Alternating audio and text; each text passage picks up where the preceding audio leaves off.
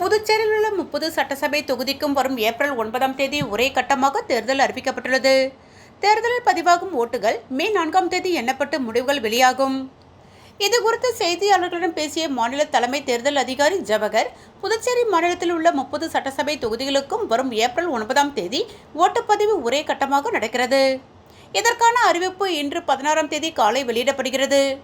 தொடர்ந்து இன்று முதல் மனு தாக்கல் துவங்குகிறது. இதற்காக 17 தேர்தல் நடத்தும் அதிகாரிகள் நியமிக்கப்பட்டுள்ளனர். 1099 ஓட்டுச்சாவடிகள்.